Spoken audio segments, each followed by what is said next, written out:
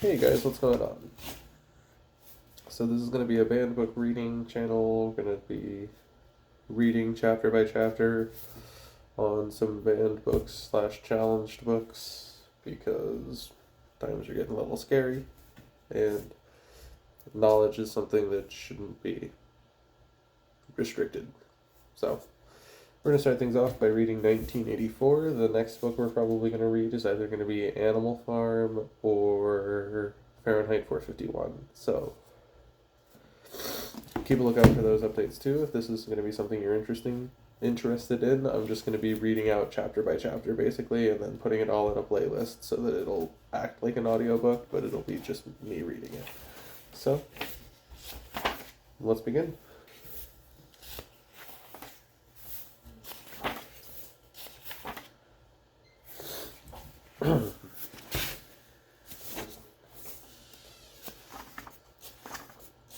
Don't mind me, just checking chapter length real quick.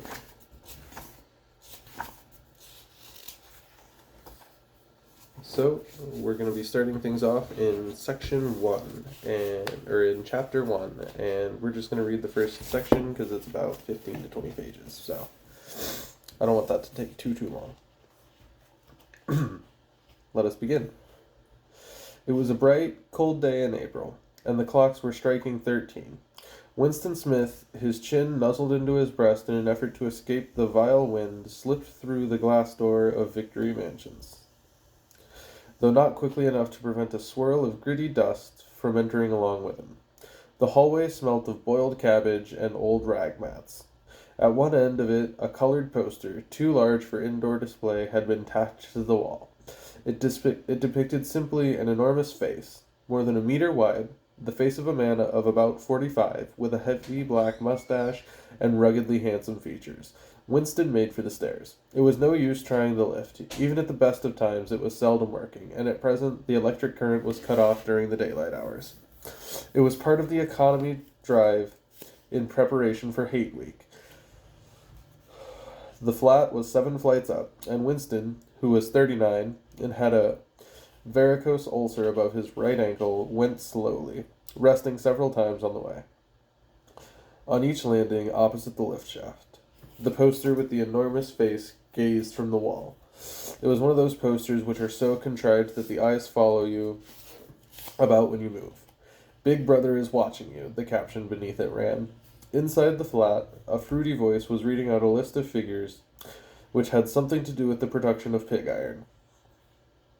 The voice came from an oblong metal plaque with a dulled mirror, which formed part of the surface of the right-hand wall. Winston turned a switch, and the voice sank somewhat, though the words were still distinguishable. The instrument, the telescreen it was called, could be dimmed, but there was no way of shutting it off completely.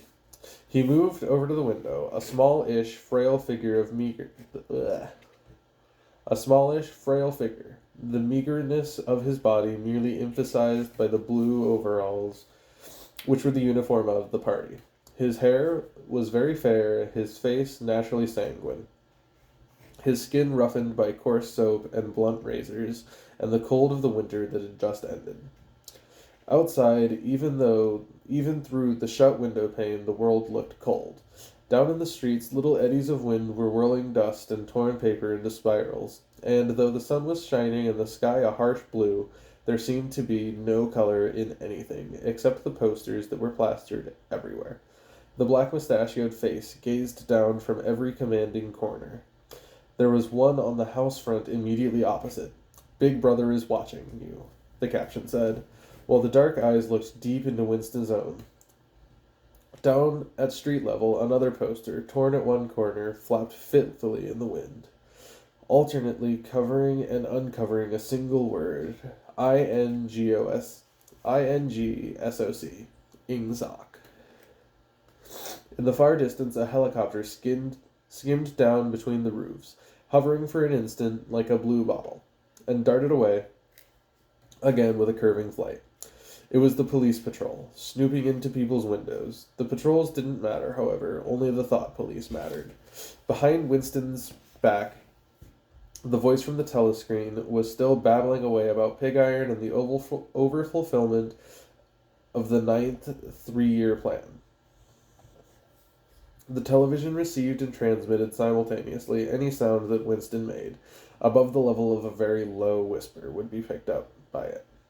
Moreover, so long as he remained within the field of vision which the metal plaque commanded, he could be seen as well as heard.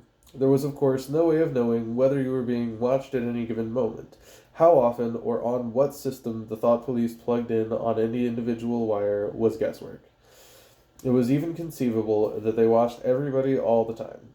But at any rate, they could plug in your wire whenever they wanted to.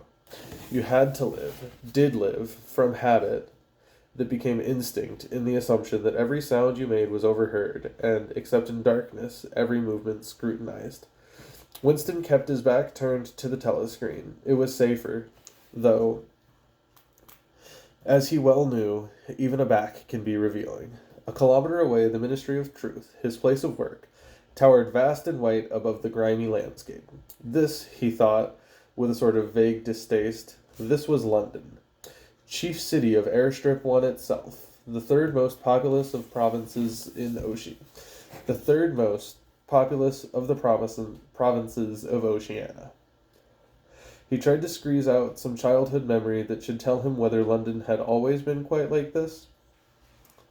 Were there always these vistas of rotting 19th century houses, their sides shored up with balks of timber, their windows patched with cardboard, and their roofs with corrugated iron? These crazy garden walls sagging in all directions, and the bomb sites where the plaster dust swirled in the air and the willow herbs straggled over the heaps of rubble, and the places where the bombs had cleared a larger patch, and there had sprung up assorted colonies of wooden dwellings like chicken houses. But it was no use. He could not remember. Nothing remained of his childhood except a series of bright-lit tableau occurring against no background and mostly unintelligible. The Ministry of Truth, Minitrue, in Newspeak, was startlingly different from any other object in sight. It was an enormous pyramidal structure with glittering white concrete, soaring up, from terrace after terrace, 300 meters into the air. From where Winston stood, it was possible to read, picked out on its white face in elegant lettering, the three slogans of the party. War is peace, freedom is slavery, ignorance is strength. Footnote. Newspeak is the official language of Oceania. For an account of its structure and etymology, see the appendix. The Ministry of Truth contained, it was said, 3,000 rooms above ground level, and corresponding ramifications below. Scattered about London, there were 3 other buildings of similar appearance and size. So completely did they dwarf the surrounding architecture that from the roof of Victory Mansion you could see all 4 of them simultaneously. They were homes of the 4 ministries between which the entire apparatus of government was divided. The Ministry of Truth, which concerned itself with news, entertainment, education, and the fine arts. The Ministry of Peace, which concerned itself with war. The Ministry of Love, which maintained law and order. And the Ministry of Plenty, which was responsible for economic affairs. Their names, in Newspeak, Minitrue, Minipax, Minilove, and Miniplenty. The Ministry of Love was the really frightening one. There were no windows in it at all. Winston had never been inside the Ministry of Love, nor within half a kilometer of it. It was a place impossible to enter except on official business, and then only by penetrating through a maze of barbed wire entanglements, steel doors, and hidden machine gun nests.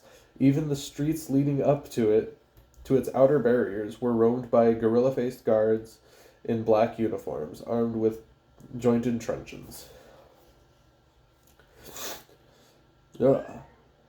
Winston turned round abruptly.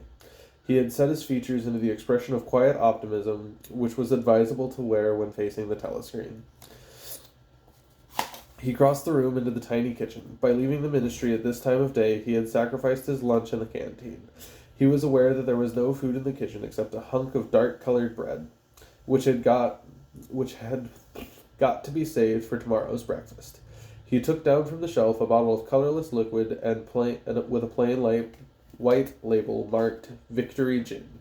It gave off a sickly, oily smell, as of Chinese rice spirit. Winston poured out nearly a teacup full, served himself for a shock, and gulped it down like a dose of medicine. Instantly, his face turned scarlet, and the water ran out of his eyes. The stuff was like nitric acid, and moreover, in swallowing it, one had the sensation of being hit on the back of the head with a rubber club. The next moment, however, the burning in his belly died down, and the world began to look more cheerful. He took a cigarette from a crumpled packet marked Victory Cigarettes, and incautiously held it upright, whereupon the tobacco fell out on the floor. With the next, he was more successful. He went back to the living room and sat down at a small table that stood to the left of the telescreen. From the table drawer, he took out a pen holder, a bottle of ink, and a thick, quarto-sized blank book with a red back and a marbled cover. For some reason, the telescreen in the living room was in an unusual position. Instead of being placed, as was normal, in the end wall where it could command the whole room, it was on the longer wall, opposite the window. To one side of it, there was a shallow alcove, in which Winston was now sitting, and which, when the flats were built, had probably been intended to hold bookshelves. By sitting in the alcove and keeping well back, Winston was able to remain outside of the range of the telescreen, so far as sight went. He could be heard, of course, but so long as he stayed in his present position, he could not be seen. It was partly the unusual geography of the room that had suggested to him the thing that he was now about to do. But it had also been suggested by the book that he had just taken out of the drawer. It was a peculiarly beautiful book. Its smooth, creamy paper, a little yellowed by age, was of a kind that could not be manufactured for at least 40 years past. He could guess, however, that the book was much older than that. He had seen it lying in the window of a frowsy little junk shop in a slummy quarter of town. Just what quarter he did not now remember, and had been stricken immediately by an overwhelming desire to possess it. Party members were supposed not to go into ordinary shops, quote, dealing with the free market, it was called. But the rule was not strictly kept, because there were various things such as shoelaces and razor blades, which it was impossible to get a hold of any other way. He had been given a quick glance up and down the street, and then had slipped inside, bought the book for $2.50. At the time, he was not conscious of wanting it for any particular purpose, but he had carried it guiltily home in his briefcase, even with nothing written in it. It was a compromising possession. The thing that he was about to do was open a diary. This was not illegal. Nothing was illegal, since there was no longer any laws, but if detected, it was reasonably certain that it would be punished by death, or at least by 25 years in a forced labor camp. Winston fitted a nib into the pen holder and sucked it to get the grease off. The pen was an archaic instrument, seldom used even for signatures, and he had procured one. Furtively, and with some difficulty, simply because of a feeling that the beautiful creamy paper deserved to be written on with a real nib instead of being scratched with an ink pencil. Actually, he was not used to writing by hand. Apart from very short notes, it was usual to dictate everything into the speak-write, which was, of course, impossible for his present purpose. He dipped the pen into the ink, and then faltered for just a second. A tremor had gone through his bowels. To mark the paper was a decisive act. In small, clumsy letters, he wrote, April 14th, 1984. He sat back. A sense of complete helplessness had descended upon him. To begin with, he did not know with any certainty that it was 1984. It must be around that date, since he was fairly sure that his age was 39, and he believed that he had been born in 1944 or 1945. But it was never possible nowadays to pen down any date within a year or two. For whom it suddenly occurred to him to wonder, was he writing this diary? For the future? For the unborn? His mind hovered for a moment round the doubtful date on the page, then fetched up with a bump against the newspeak where doublethink. For the first time, the magnitude of what he had undertaken came to him. How could you communicate with the future? It was, of its nature, impossible. Either the future would resemble the present, in which case it would not listen to him, or it would be different from it, and his predicament would be meaningless. For some time, he sat, gazing stupidly at the paper. The telescreen had changed over to strident military music. It was curious that he seemed not merely to have lost the power of expressing himself, but even to have forgotten what it was that he had originally intended to say. For weeks past he had been making ready for this moment. It had never crossed his mind that anything would be needed except courage. The actual writing would be easy. All he had to do was transfer to paper the interminable, restless monologue that had been running inside his head, literally for years. At this moment, however, even the monologue had dried up. Moreover, his varicose ulcer had begun itching unbearably. He dared not scratch it, because if he did so it became inflamed. The seconds were ticking by. He was conscious of nothing except the blankness of the page in front of him, the itching of the skin above his ankle, the blaring of the music, and the slight booziness caused by the gin. Suddenly he began writing, in sheer panic, only imperfectly aware of what he was setting down. His small but childish handwriting straggled up and down the page, shedding its first capital letters and finally even its full stops. April 4th, 1984. Last night to the flicks. All war films. One very good one of a ship full of refugees being bombed somewhere in the Mediterranean. Audience much amused by shots of a great huge fat man trying to swim away with a helicopter after him. First you saw him wallowing along in the water like a porpoise.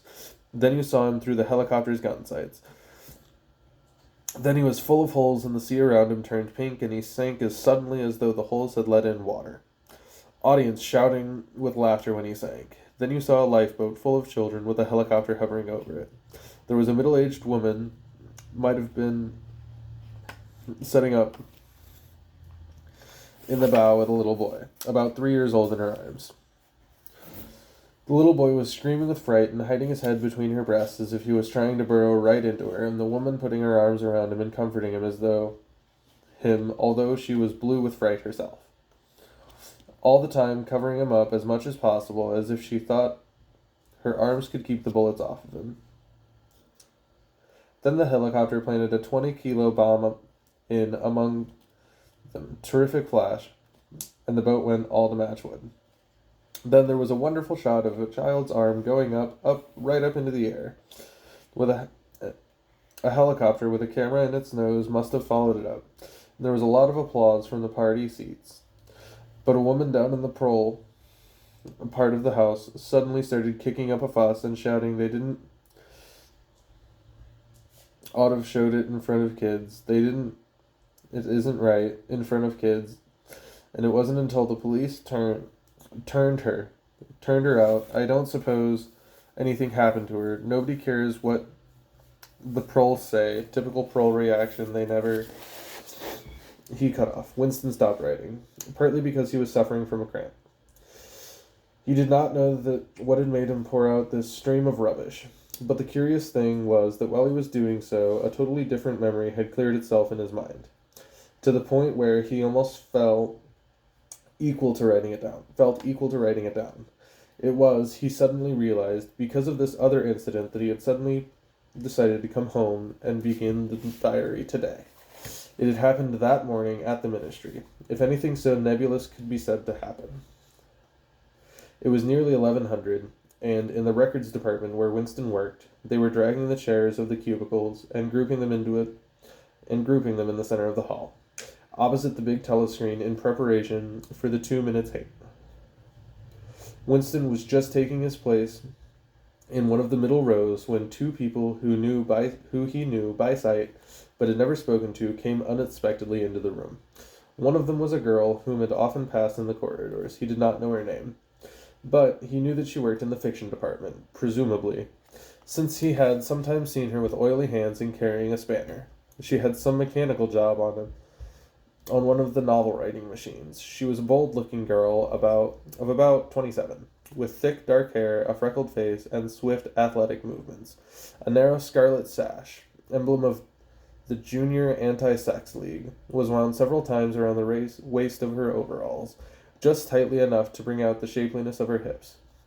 Winston had disliked her from the very first moment of seeing her. He knew the reason. It was because of the atmosphere of hockey fields and cold baths and community hikes and general clean-mindedness which she managed to carry about with her. He disliked nearly all women, and especially the young and pretty ones. It was always the women, and above all the young ones, who were the most bigoted adherents of the party. The swallowers of slogans, the amateur spies, the nosers out of the unorthodoxy. But this particular girl gave him the impression of being more dangerous than most. Once when they passed in the corridors, she had given him a quick sidelong glance which seemed to pierce right through him for a moment, and for a moment had filled him with black terror. The idea had even crossed his mind that she might be an agent of the thought police. That it was true was very unlikely. Still, he continued to feel a peculiar uneasiness, which had fear mixed up in it as well as hostility, whenever she was anywhere near him. The other person was a man named O'Brien, a member of the inner party, and holder of some post so important and remote that Winston only had a dim idea of its nature. A momentary hush passed over the group of people round the chairs, and they saw the black overalls of the inner party member approaching. O'Brien was a large, burly man with a thick neck and coarse, humorous, brutal face. In spite of this formidable appearance, he had a certain charm of manner. He had a trick of resettling his spectacles on his nose which was curiously disarming, in some indefinable way. Curiously civilized it was. It was a gesture which, if anyone had thought in such terms, might have recalled an 18th century nobleman offering his snuff box. Winston had seen O'Brien perhaps a dozen times in almost as many years. I'm gonna have to pick up the pace a little bit. He felt deeply drawn to him, and not solely because he was intrigued by the contrast between O'Brien's urban manner and his prize-fighter's physique. Much more of it was because of a secretly held belief, or perhaps not even a belief, merely a hope, that O'Brien's political orthodoxy was not perfect. Something in his face suggested it irresistibly, and again, perhaps it was not even unorthodoxy that was written on his face, but simply intelligence. But at any rate, he had the appearance of being a person that you could talk to, if somehow you could cheat this telescreen and get him alone. Winston had never made the smallest effort to verify this guess. Indeed, there was no way of doing so. At this moment, O'Brien glanced at his wristwatch, saw that it was nearly 1100, and evidently decided to stay in the records department until the 2 minutes hate was over. He took a chair in the same row as Winston, a couple of places away. A small, sandy-haired woman who worked in the next cubicle to Winston was between them. The girl with dark hair was sitting immediately behind. The next moment, a hideous grinding speech, as of some monstrous machine running without oil, burst from the big telescreen at the end of the room. It was a noise that set one's teeth on edge, bristled the hair at the back of one's neck. The hate had started. As usual, the face of Emmanuel Goldstein, the enemy of the people, had flashed onto the screen. There were hisses here and there among the audience. The little sandy-haired woman gave a squeak of mingled fear and disgust. Goldstein was the renegade and backslider who once, long ago, how long ago nobody quite remembered, had been one of the leading figures of the party, almost on a level with Big Brother himself. And then he had engaged in counter-revolutionary ideas and had been condemned to death, and mysteriously escaped and disappeared. The program of the 2 minutes hate varied from day to day, but there was none in which Goldstein was not the principal figure. He was the primal traitor, the earliest defiler of the party's purity. All subsequent crimes against the party, all treacheries, acts of sabotage, heresies, deviations sprang directly out of his teaching. Somewhere or other he was still alive, hatching his conspiracies, perhaps somewhere beyond the sea, under the protection of his foreign paymasters, perhaps even, so it was occasionally rumored, in some hiding place in Oceania itself. Winston's diagram was constricted. He could never see the face of Goldstein without a painful mixture of emotions. It was a lean face, with great fuzzy aureole of white hair, a small goatee beard, a clever face, and yet somehow inherently despicable, with a kind of senile silliness in the long, thin nose, near the end of which a pair of spectacles was perched. It resembled the face of a sheep, and the voice, too, had a sheep-like quality. Goldstein was delivering his usual venomous attack upon the doctrines of the party, an attack so exaggerated and perverse that a child should have been able to see through it, and yet just plausible enough to fill one with an alarmed feeling that other people, less level-headed than oneself, might be taken in by it. He was abusing Big Brother. He was denouncing the dictatorship of the party. He was demanding immediate conclusion of peace with Eurasia. He was advocating freedom of speech, freedom of the press, freedom of assembly, freedom of thought. He was crying hysterically that the revolution had been betrayed. And all this in rappy polysyllabic speech, which was a sort of parody of the habitual style of the orators of the party, and even contained more newspeak words than any party member would normally use in real life. All the while, lest one should be in any doubt as to the reality of which Goldstein's specious claptrap covered, behind his head on the telescreen there marched endless columns of the Eurasian army, row after row of solid-looking men with expressionless Asiatic faces, who swam up to the surface of the screen and vanished, to be replaced by others exactly similar. The dull rhythmic tramp of soldiers' boots formed the background to Goldstein's bleeding voice. Before the hate had proceeded for 30 seconds, uncontrollable exclamations of rage were breaking out from half the people in the room. The self-satisfied, sheep-like face on the screen, and the terrifying power of the Eurasian army behind it, were too much to be borne. Besides, the sight, or even the thought of Goldstein produced fear and anger automatically. He was an object of hatred more constant than either Eurasia or East Asia. Since when Oceania was at war with one of these powers, it was generally at peace with the other. But what was strange was that although Goldstein was hated and despised by everybody, although every day and 1,000 times a day on platforms, telescreens, newspapers, and books, his theories were refuted, smashed, ridiculed, held up to the general gaze for the pitiful rubbish that they were. In spite of all this, his influence never seemed to grow less. Always there were fresh dupes waiting to be seduced by him. A day never passed when spies and saboteurs acting under his direction were not unmasked by the thought police. He was the commander of a vast shadowy army, an underground network of conspirators dedicated to overthrow the state. The Brotherhood, its name was supposed to be. There were only whispered stories of a terrible book, a compendium of all the heresies, of which Goldstein was the author, and which circulated clandestinely here and there. It was a book without a title. People referred to it, if at all, simply as the book. But one knew of such things only through vague rumors. Neither the Brotherhood nor the book was the subject of any ordinary party member would mention, if there was a way of avoiding it. In its second minute, the hate rose to a frenzy. People were leaping up and down in their places and shouting at the top of their lungs in an effort to drown the maddening, bleating voice that came from the screen. The little sandy-haired woman had turned bright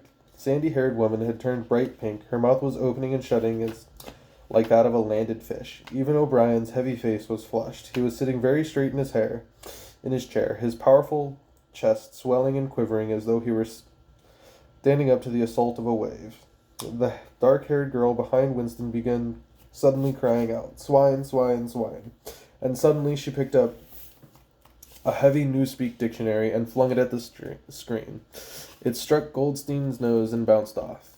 The voice continued inexorably. In a lucid moment, Winston found that he was shouting with the others and kicking his heels violently against the rung of his chair.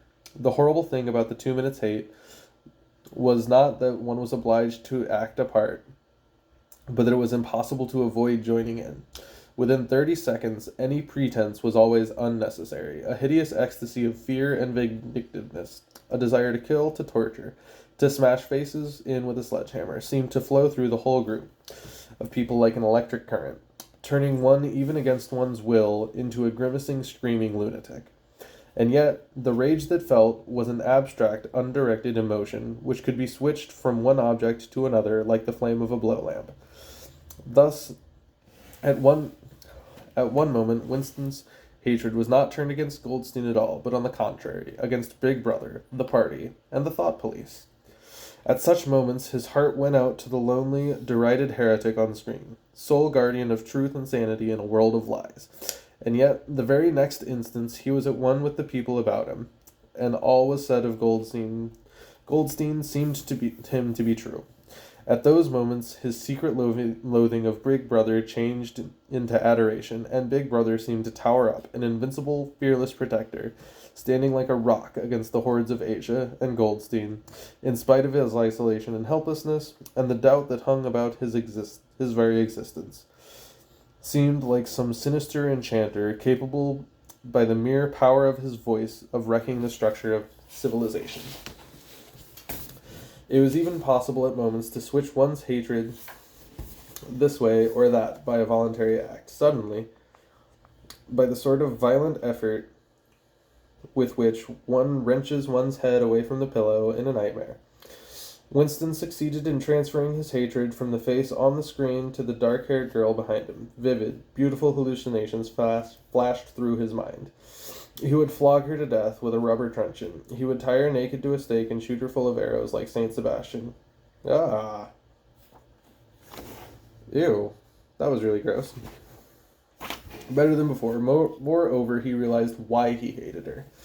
He hated her because she was young and pretty and sexless. Because he wanted to go to bed with her and would never do so. Because round her sweet, supple waist, which seemed to ask you to encircle it with your arms, there was only the odious scarlet sash, aggressive symbol of chastity. The hate rose to its climax. The voice of Goldstein had become an actual sheep's bleat, and for an instant the face had changed to that of a sheep. Then the sheep face melted into the figure of a Eurasian soldier who seemed to be advancing, huge and terrible, his submachine gun roaring and seeming to spring out of the surface of the screen, so that the people in the front row actually flinched backwards in their seats. But in the same moment, drawing a deep sigh of relief with everybody, the hostile figure melted into the face of Big Brother, black-haired, black-mustachioed, full of power and mysterious calm. And so vast was it, it almost filled up the screen. Nobody heard what Big Brother was saying. It was merely a few words of encouragement, the sort of words that uttered in the din of battle, not distinguishable individually, but restoring confidence by the fact of being spoken. Then the face of Big Brother faded away again, and instead the three slogans of the party stood out in bold capitals. War is peace, freedom is slavery, ignorance is strength. But the face of the Big Brother seemed to persist for several seconds on screen, as though the impact that it had made on everyone's eyeballs was too vivid to wear off immediately. The little sandy-haired woman had flung herself forward over the back of the chair in front of her. With a tremulous murmur that sounded like, "My Savior," she extended her arms toward the screen. Then she buried her face in her hands. It was apparent that she was uttering a prayer. At this moment, the entire group of people broke into a deep, slow, rhythmic chant. "Bibi, Bibi, Bibi," over and over again, very slowly, with a long pause between the first B and the second. A heavy, murmurous sound, somehow curiously savage in the background, of which one seemed to hear the stamp of naked feet and the throbbing of tom-toms. For perhaps as much as 30 seconds they kept it up. It was a refrain that was often heard in moments of overwhelming emotion. Partly, it was a sort of hymn to the wisdom and majesty of Big Brother. But still, it was an act of self-hypnosis, a deliberate drowning of consciousness by means of rhythmic noise. Winston's entrails seemed to grow cold. In the 2 minutes' hate, he could not help sharing the general delirium of the subhuman chanting of "Bibi, Bibi," always filled him with horror. Of course, he chanted with the rest. It was impossible to do otherwise. To dissemble your feelings, to control your face, to do what everyone else was doing was an instinctive reaction. But there was a space of a couple of seconds during which the expression in his eyes might conceivably have betrayed him. And it was exactly at this moment that the significant thing happened, if indeed it did happen. Momentarily, he caught O'Brien's eye. O'Brien had stood up, he had taken off his spectacles, and in the act of resettling on his nose with his characteristic gesture. But there was a fraction of a second when their eyes met. For as long as it took to happen, Winston knew, yes, he knew, that O'Brien was thinking the same thing as himself. An unmistakable message had passed. It was as though their two minds had opened and the thoughts were flowing from one into the other through their eyes. I am with you, O'Brien seemed to be saying with him. I know precisely what you were feeling. I know all about your contempt, your hatred, your disgust, but don't worry. I am on your side. And the flash of intelligence was gone, and O'Brien's face was as inscrutable as everybody else's. That was all.